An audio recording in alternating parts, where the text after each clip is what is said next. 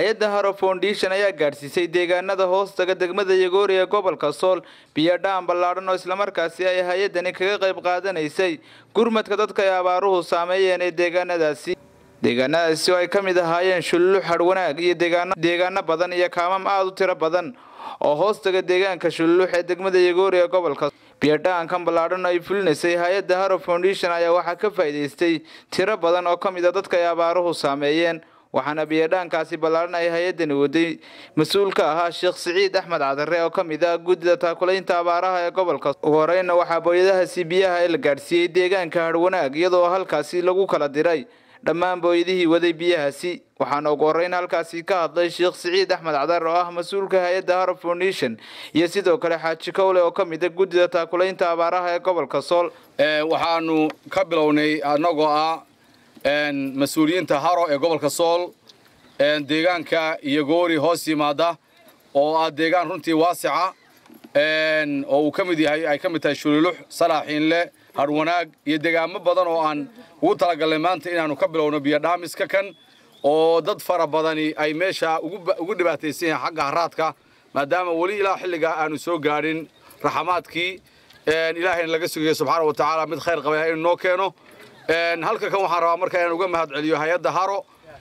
na soo gaarsiisay deeqda tanbiyaha ah oo ugu talagalay dadka walaalahooda ee haraadan ee abaartu ay saameysay inay markaa gaarsiiyaan waxaan leenahay jazaakumullahu khayran barakallahu lakum fiima anfaqtum fiima abqaytum runtii waxa weeye waa mashruuc la rabo in ay ka faa'iideystaan dad fara badan waxayna ka bilaabeen meelo badan oo ay ka mid tahay markaa deegaamadeenna sida Taleex waxa weeye kala baydh dharkeen geeyo deegaanka Yagoori iyo sidaas oo kale qaybo kamid markaa gobolka Sanaag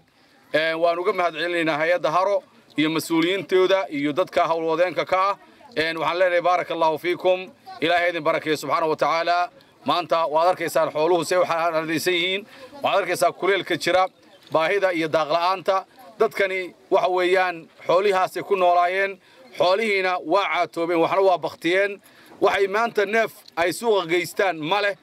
haddii xitaa ay u nool yahay neefkaasi waxba laga siisan maayo qofka soo hore u gurmado mar labaad iyo mar saddexaadba gurmad baa lagaga baahan yahay dadaal iyo naxariis baa lagaga baahan yahay waa dhameeyay runtii waa goob ka mid ah goobaha ay ugu tala gashay hay'adda Haro inay gaarsiiso deeqda ay ugu soo samafashay dadka tabaalaysan ee abaaruhu ay saameeyeen oo halka aad ka arkaysaan oo idhihiinu markhaati ay u yihiin runtii maanta dadkan farxad weyn bay u tahay waayo waqti oon ka mid ah oomankii soo haystay muddada faraha badan leh ayaa maanta ay ka bugsadeen waxaanu ka codsanaynaa iyaguna inay maaragtay waqtigii adag oo hadda la sii galay inkastoo roobkii aynu sugayna laakiin waa xaaladihii ugu dambeeyay oo hadda la silcay oo la isla sii baaba'ay oo wax waliba ay waxoodii ka tageen marka insha Allah ilaahay waxaanu ka baryaynaa ilaahay inaga jabiyo abaartaas waxaana ka mahad celiyay biyahaasi la soo gaarsiiyay dadka ka faa'iideystay biyahaasi soo jiiray xooli waxaan ka cunno waanu ka weynay waxa weeye waxaan u dhaansano waanu weynay waxaan gaabiyo noo keena aan uga baahnaa waa baabuur hay'adda ay Haro lagu soo sadaqadeystay biyaha ee soo gaarsiisay 190 baanu mahad waa ka mahad celinayna hay'adda biyaha noo keentay ee Haro marka hay'adda Haro waa mahad celinayna iyo noo soo gaarsiisay deeqda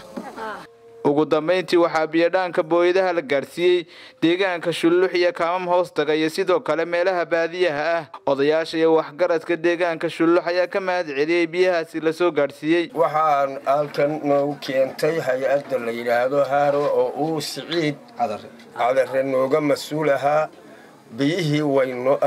noo keentay ee booyadaha wayna soo gaareen ilaahay baa mahadle iyaguna sharaf ayay mudan yihiin waaweeye biyihii hay'adda Haro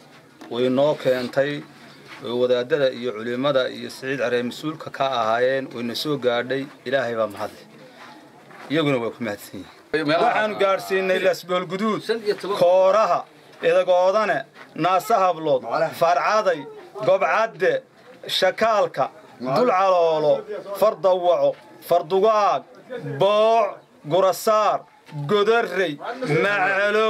gobahawd intaasaan gaarsiin aad ma santaa intaasi kadib waxaan la kulanay deegaanka Shulluux ee degmada Yagoori ee gobolka salaada roobdoontaas kugu soo baxay meelaha banaanka ee fagaaraha magaalada iyagoo xusaya isla markaasina Ilaahay ka bar inuu roob u shubo iyagoo iskugu soo baxay meel fagaara ah isla markaas Ilaahay ka bariyay roob Maxamuud Aadan Askari Maxamuud Gurey telefishinka caalamiga ee Somali News magaalada Laascaanood